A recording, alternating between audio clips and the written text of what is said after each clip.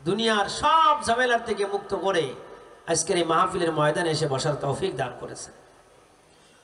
বক্তা ওয়াজ করতে পারে না, আল্লাহ তৌফিক না দিলে কেউ কথা বলতে পারে না। আল্লাহ তৌফিক না দিলে বয়ানও শুনতে পারবে না। অনেক মানুষ রাস্তাঘাটে বাড়ি এখনো বসে আছে, আসতে পারতেছে না, আর আল্লাহ আমাকে আপনাকে বাছাই করে এই ময়দানে নিয়ে চলে আসছে। এই জন্য আল্লাহর কাছে দোয়া করা, আল্লাহ তুমি আমার এমন একটা জবান দাও যে জবান দিয়ে আমি তোমার শুকরিয়া আদায় করতে পারি, কারণ তুমি তো আমাকে চালাইতেছো।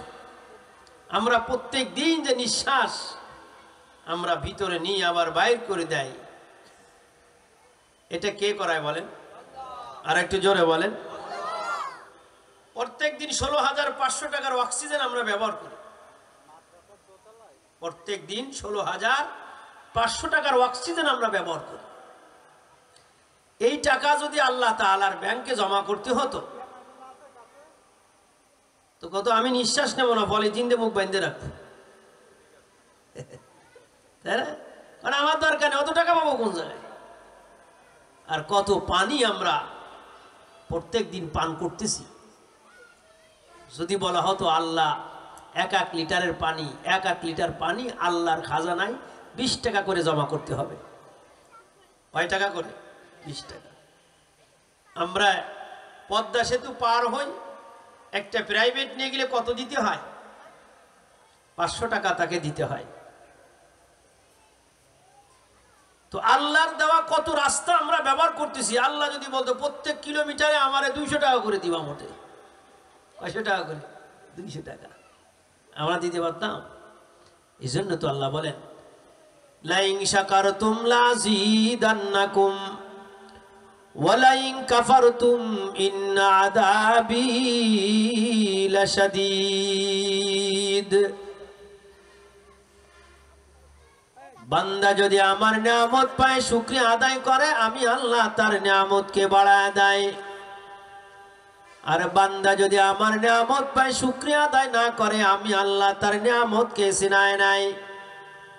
সবাই আমার দিকে খেয়াল করবেন, বেশি সময় আলোচনা হবে না, কিছু আলোচনা হয়ে স্টেজ থেকে নেমে যাব।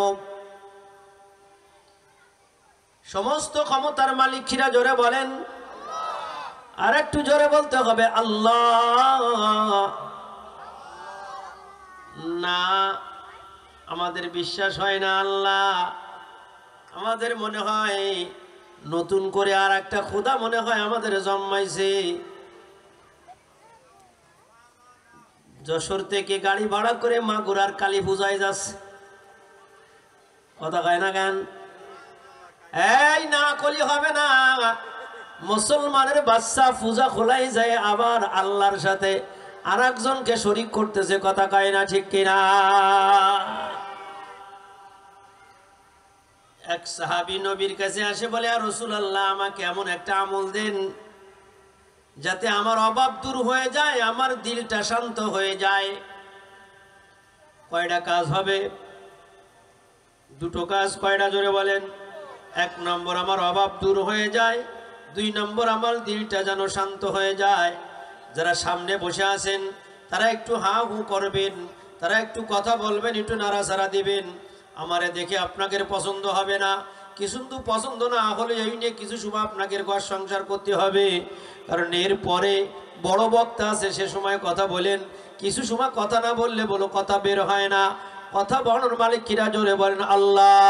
আর রহমান আল্লামাল কুরআন খলাকাল ইনসান আল্লামাহুল বায়ান। আল্লাহ যার দ্বারায় বয়ান করায় সেই বান্দায় বয়ান করতে পারে। বাবা জবান দে সুবহানাল্লাহ, আলহামদুলিল্লাহ, লা ইলাহা ইল্লাল্লাহ, আল্লাহু আকবার। বেশি বেশি করে জবান দে যদি বের করা যায়, আরে আমার মউত যদি হয়ে যায়, ওই যে বিশ্বজয়ী হাফেজে কুরআন সাইফুল ইসলাম তোকি রহমতুল্লাহি আলাইহি দুনিয়ার থেকে চলে গেল, আল্লাহর কালামুল্লাহ তেলাওয়াত করতে করতে চলে গেছে। কথা বলেন না কেন ঠিক কিনা? কোরআন শরীফ তেলাওয়াত করতে করতে দুনিয়ার থেকে চলে গেছে। আমাদের তো রাত দিন 24 ঘন্টা ধানের শীষ, নৌকা, দাড়িপাল্লা, হাত পাখা রিক্সা, এখন তো এরই জোয়ার উঠে গেছে।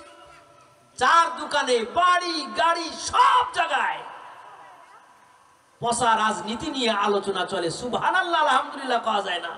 একটা চা ধরায় দিবে, অমুক ভাইয়ের চরিত্র ফুলের মতো পবিত্র। কথা কয় না, ঠিক কিনা জোরে কয়?